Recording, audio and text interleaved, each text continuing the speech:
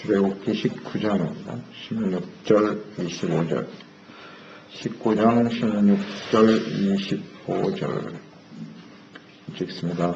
셋째 날 아침에 우레와 번개가 빽빽한 구름이 산 위에 있고 나팔 소리가 매우 크게 들리니 진중에 있는 모든 백성이 다 떨더라.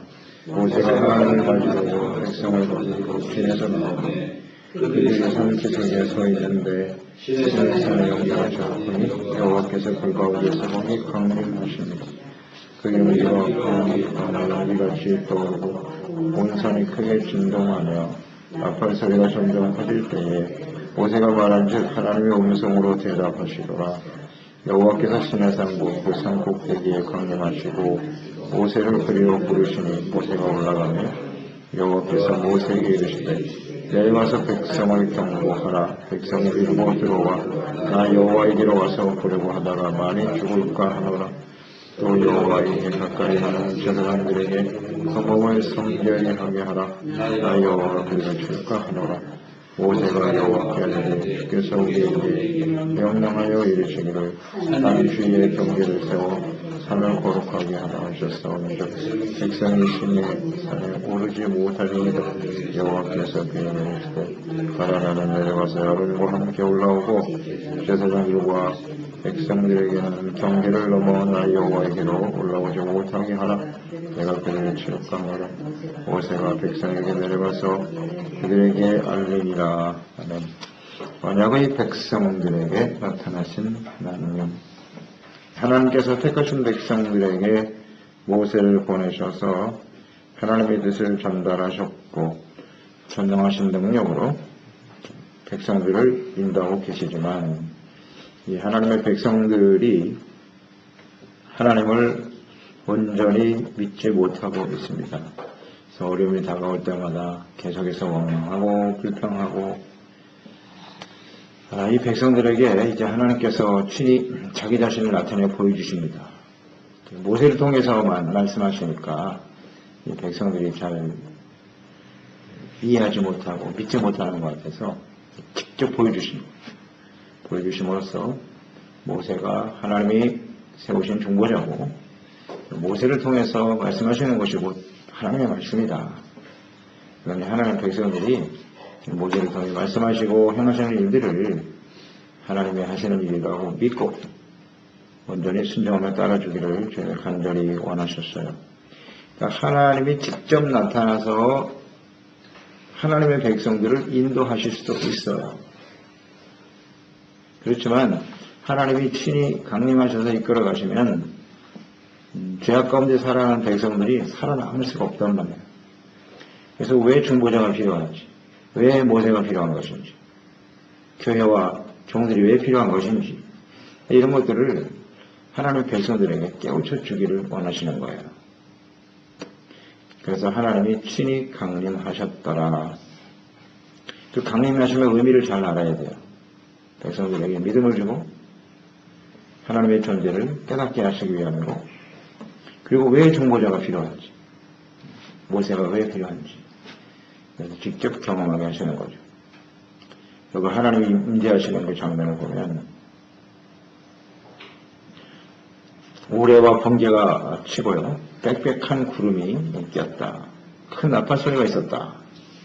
굉장히 하나님의 위엄이 느껴지지 않습니까?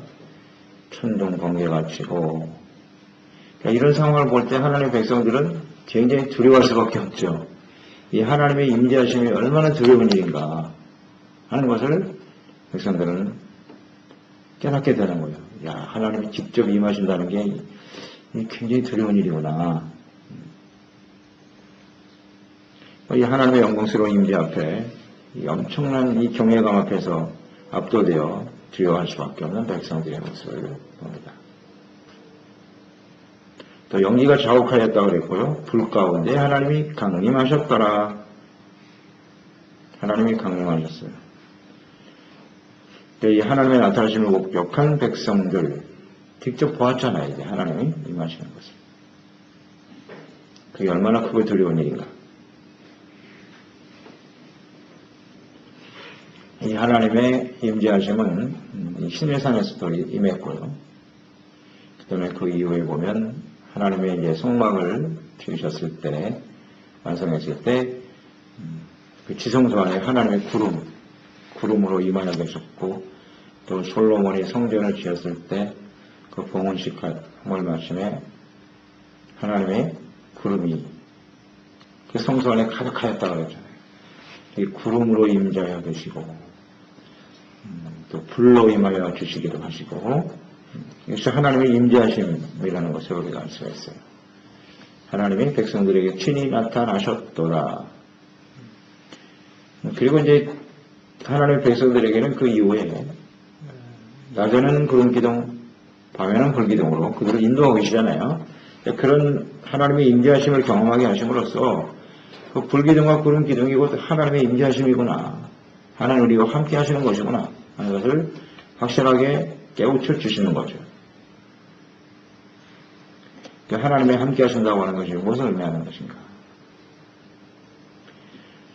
그러니까 하나님 앞에서 살아가는 거예요. 하나님이 함께 하신다는 의미는 우리를 인도해 주시고 또 우리를 보호해 주시고 하는 의미도 있지만 하나님 백성들 입장에서는 하나님 앞에서 살아가는 것이다. 언제나 하나님이 우리를 보고 계시고 인도해 주시는 것이니까 그 앞에서 말하고 행동하는 것 전체가 다 하나님 앞에서 하는 것이다. 그러니 그 하나님의 임재를 우리가 경험하게 되면 하나님 앞에서 살아가는 사람은 함부로 말하고 행동할 수가 없다는 거죠. 이런 걸 좀 깨우쳐 주기로 원하셨던 것 같아요. 함부로 말하고 행동하지 말아라. 하나님 앞에서 하는 거니까. 자, 이런 하나님의 임재하심, 강림하실 때 이런 모습들이 신약 성경에도 보면 나타나죠. 하나님의 임재하심은 강림의 모습이. 그래서 마태복음 17장에 보면 변화산 나오잖아요. 변화산에 예수님께서 변형되시고 모세와 엘리야와 함께 결세하실 것에 대해서 말씀하셨다. 그때에 하나님께서 임재하여 주시죠. 17장 5절에 보면 말할 때 호련히 빛나는 구름이 그들을 덮었다. 그래서 구름 속에서 소리가 나서 이르시되 소리가 났다. 그때도 하나님이 임하여 주셔서 직접 음성으로 들려주신 거예요. 음성으로. 그리고 마태복음 24장 30절에 보면 예수님의 재림하실 때도 이런 일이 벌어질 것이다. 인자의 징조가 하늘에서 보이겠고 그때 땅의 모든 족속들이 통곡하며 볼 것인데 인자가 구름을 타고 능력과 큰 영광을 오는 것을 보리라. 주님이 다시 이 땅에 강림하실 때 역시 또 구름으로 함께 하시면서 이 하나님의 영광스러운 임재의 모습이죠. 구름 타고 오시는 것을 볼 것이다.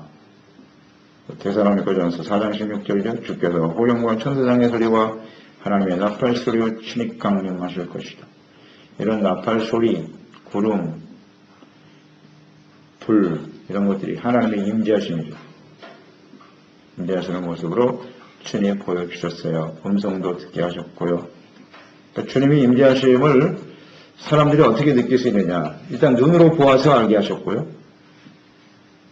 눈으로 보아서 알 수 있고 그 다음에 소리가 들렸단 말이에요. 나팔 소리, 그 다음에 하나님께서 친히 말씀하시는 소리를 들었다. 음성으로. 이 정도 되면 확실히 믿어야 되는 거 아니에요? 사람들은 이렇게 보고 듣는 것만 믿잖아요. 보이지 않고 듣지 않는 것, 들리지 않는 것은 안 믿잖아요. 그래서 하나님께서 확실하게 증거해 주시는 거예요. 하나님이 살아계신 하나님이시다. 이스라엘을 지금 구원하시고 인도하시는 분이 바로 살아계신 하나님이시다. 하나님의 존재에 대한 확신을 심어주는 거예요. 19절에 보면 모세가 말할 때에 하나님의 음성으로 대답했어요. 모세는 하나님께 구하면 하나님이 하늘에서 음성을 들려 말씀하셨더라. 할렐루야. 이거 얼마나 영광스러운 일입니까? 인간의 역사에 찾아오셔서 친히 이렇게 말씀하신 민족이 어디 있어요? 이스라엘. 하나님의 언약의 백성이 된다는 건 이렇게 영광스러운 일입니다. 그러니까 우리도 이 하나님의 음성을 들을 수 있다고 하는 것, 이것이 바로 하나님의 언약의 백성이 되었다는 거예요. 오늘날 직접 이렇게 나타나서 말씀하시면 어떻게 반응할까, 사람들이. 얼마나 크고 두렵겠습니까? 근데 이 하나님의 음성을 들을 수 있는 사람들이 택한 백성이에요. 그래서 오늘은 기록된 하나님의 말씀을 통해서 우리 가운데 말씀하고 계시죠? 그러니까 이 말씀이 하나님의 음성으로 들려지는 거죠. 그리고 하나님 앞에 나와 예배드릴 때 하나님이 이 성전에 거하시거든요. 그러니까 성전에 나올 때마다 하나님의 거룩한 임재하심을 느끼고 또 매일매일 우리의 삶의 여정에서 낮에는 구름기둥, 밤에는 불기둥이거든요. 하나님은 밤낮 우리와 함께 하시고 우리를 지켜주시는 분이에요. 구원받은 하나님의 자녀와 백성이 된 그 순간부터 천국 가는 그날까지 낮에는 구름기둥, 밤에는 불기둥으로 우리와 함께 계십니다. 변하지 않잖아요. 하나님 어제나 오늘이나 영원토록 동일하시잖아요. 이스라엘 백성, 광야에서 이스라엘 백성들을 인도하시는 하나님은 지금도 우리 하나님 아니십니까? 그때만 구름기둥으로 임하여 계시나? 천치 오늘날도 마찬가지예요. 구원받은 백성들이 천국 갈 때까지 지켜주시고 인도해 주시더라. 이 하나님의 임재하심, 하나님이 우리와 함께 계신다는 사실을 친히 알고 깨닫고 믿는 사람들이 하나님의 자녀와 백성들이에요. 직접 들었죠. 우리가 그리스도인이 되고 하나님의 자녀, 구원받은 자녀가 됐다는 것은 그렇게 하나님의 임재하심과 역사하심을 친히 경험한 사람들입니다. 그러고도 믿지 않는 것은 그들의 책임이에요. 이제 하나님께서는 충분히 자신을 나타내 주셨고 친히 음성도 들려주셨고 하나님의 뜻을 전달하는 모세, 중보자도 세워주셨고 이제는 믿으라는 겁니다. 잘 보았지? 이제 모세를 통해서 말씀하시는 것은 나의 말씀이다. 알겠느냐? 백성들. 나중에 백성들이 이 모습을 보고 두려워하잖아요. 그래서 하나님 우리에게 직접 말씀하지 마세요. 우리 너무 두렵습니다. 모세를 통해서 말씀해 주옵소서. 자기들이 스스로 그렇게 고백했어요. 하나님의 임재를 경험한다. 그 다음 이런 놀라운 은혜를 경험했는데 하나님 백성들은 어떻게 됐을까요? 그 다음 또 모세에게 원망하고 던져듭니다. 이게 참 이 사람이라는 게 이 하나님이 직접 자신을 보여주셨는데도 이렇게 변화되지 못하고 그러니까 하나님의 임재하심과 주님의 그 말씀을 들은 이후에 우리는 어떻게 반응해야 되느냐는 거죠. 이제 우리의 책임이에요. 하나님은 하실 일을 다 하셨어요. 이제 더 이상 하실 수가 없는 거예요. 그래서 말씀을 통해서 모세를 통해서 내가 율법을 주고 말씀을 줄 것인데 그것이 나의 말씀인 줄 알고 내가 임재할 때 너희는 정말 두렵고 떨렸지. 좀 그런 모습으로 하나님을 섬기라는 겁니다. 말씀에 좀 귀를 기울이고 이것을 목적으로 나타나신 건데 그것도 잘 효과가 없네요. 하나님 백성들. 문제는 하나님의 이런 음성을 듣고 하나님의 임재하심을 존재를 확신할 수 있는 사람들이 하나님의 백성이다. 그 다음에는 그 말씀을 하나님의 말씀인 줄 알고 따라야 한다. 두 가지네요.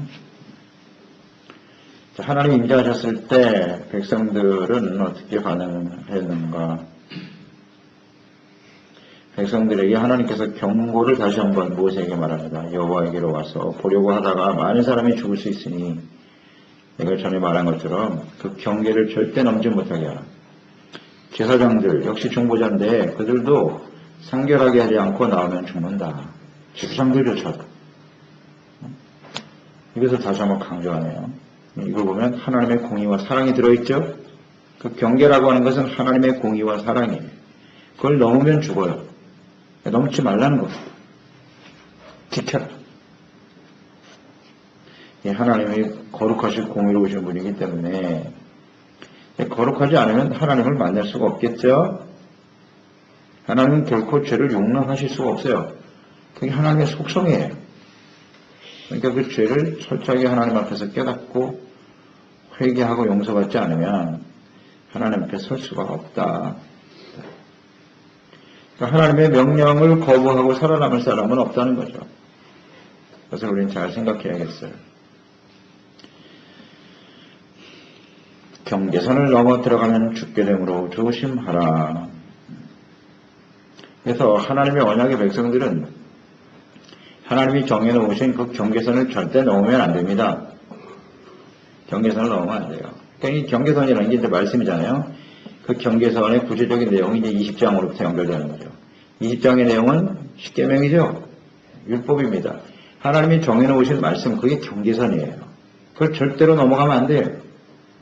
넘어가면 죽습니다. 이것은 생명과 사망, 죽음에 관련된 아주 심각한 문제라는 것을 생각해야 해요. 하나님의 말씀과 과거를 쉽게 생각해서는 안 된다는 거죠. 그러니까 자의적으로 생각하는 거. 뭐 이 정도면 괜찮겠지. 우리가 이런 생각이 많잖아요. 하나님의 말씀은 그렇지만 자신의 생각을 자꾸 정당화시키려고 하는 겁니다. 현실과 자신의 생각을 더 주장하면서 뭐 이 정도야 괜찮겠지 생각하는 거. 그래서 뭐 아담과 하와로부터 시작된 거죠. 따먹으면 죽는다 그랬는데 설마 죽을까? 이게 문제죠. 그 경계선을 넘어버리는 거죠. 이게 정말 죽잖아요. 죽잖아요. 아담과 하와가 그걸 따먹으면서 설마 하는 생각이 있었을 거예요. 설마 하나님 우리 죽이시겠냐? 뭐 세상에 지금 뭐 당신하고 나 둘밖에 없는데 우리 둘이 죽어버리면 뭐 하나님이 만든 세상이 어떻게 되겠노? 뭐 이런 생각도 했을까요? 설마 죽이시겠나? 우리 아버지신데 우리를 만드시고 지으신 분인데 그런 생각이 있을 수 있잖아요. 우리들. 아니, 하나님 우리 아버지신데 뭐 예수님은 십자가에 못 박기까지 우리를 사랑하시는 아버지신데 설마 우리 죽이겠나? 그런 생각이 있죠. 네, 있습니다. 솔직히. 그런데 하나님의 속성은요. 그 말씀을 어기면 죽는다는 거예요. 그래서 계속 강조하시잖아요. 제발 좀 넘어오지 말라고. 이게 하나님을 시험하는 거죠. 이런 것들. 지금 하나님의 백성들이 원망불평하면 안 되거든요. 하나님의 백성들이 하나님의 인도하심을 받고 있고 하나님의 말씀에 따라서 온전히 순종하고 나가야 되는데 계속 원망불평하고 애굽으로 돌아가자고 주님이 지금 참다 나타나신 거예요. 절대 그러면 안 된다고. 근데 또 계속 넘죠. 계속 넘어요. 그 이후에도. 그러니 하나님은 얼마든지 그 넘어오는 백성들, 하나님의 말씀을 어기는 사람들, 하나님의 공의에 의해서 다 죽이실 수가 있는데 그래도 하나님 참고 계시는 거죠? 자꾸 참으시는 거예요. 이게 인내가 이게 사랑이에요. 오래 참아주는 거 이게 진짜 사랑이라고. 또 기다리시고 그러면 안 돼. 또 경고하시고 이 장면을 잘 우린 19장의 말씀을 이걸 잘 묵상해 봐야 합니다. 이 하나님의 속성과 하나님의 임재하심, 왜 하나님의 강림하실 수밖에 없었는가? 신약시대에도 예수님 신이 찾아오셨잖아요. 이제 사람의 몸을 갖고 이 땅에 오신 거 아니에요. 눈에 보이도록. 그런데도 예수님을 또 밀어내요. 신이 하나님의 음성을 들었음에도 불구하고. 참 안타깝죠. 이것이 사람입니다. 그것도 하나님의 백성, 택한 백성들이 이렇게 완악하다고요. 우리 그 우리의 모습이기도 하고요. 예수님께서 친히 우리에게 찾아오셔서 하나님의 임재와 영광을 체험하게 된 사람들, 이 사람들이 진짜 구원받은 사람들이에요. 하나님의 백성들이죠. 그러니까 하나님의 말씀이 성경 말씀이 들려진다면 이게 바로 기적이잖아요. 그래서 하나님 앞에 나와서 예배를 드린다고 하는 것 자체가 하나님의 임재를 경험했다는 거예요. 예배가 하나님의 임재에 대한 우리의 반응이거든요. 여기 하나님이 계시다는 것을 인정하지 않는다면 그건 예배가 아니에요. 그냥 종교 행위를 하고 있는 것일 뿐이지. 그런 사람들은 물론 있어요. 교회 안에. 하나님의 임재를 잘 느끼지 못하죠. 하나님이 여기 계신다. 항상 불꽃 같은 눈으로 우리 지켜보고 계신다. 이런 생각을 늘 해야 되거든요. 그런데 이런 은혜와 역사를 경험한 사람들이 있지만 우리는 너무나 하나님에 대해서 아니라는 생각을 가지고 대한다는 거죠. 하나님의 말씀에 대해서 아니라는 태도를 갖고 있단 말이에요. 감사하라. 그럼 무조건 감사해야죠. 거기에 무슨 다른 이유가 들어가면 안 돼요. 기뻐하라면 무조건 기뻐해야 돼요. 왜 자꾸 거길 뛰어넘냐고. 나 이래서 기뻐 못해요. 이래서 감사 못하겠어요. 쉬지 말고 기도하라. 그럼 기도해야죠. 거기에 무슨 다른 이유가 필요해요. 자꾸 합리화시킨다고. 내가 상황이 이러니까 이게 힘들잖아요. 그걸 하나님 모르시나? 자꾸 자기 생각을 집어넣는다. 어쩔 수 없잖아요. 염려하지 말라, 두려워하지 말라 그러면 하지 말아야지.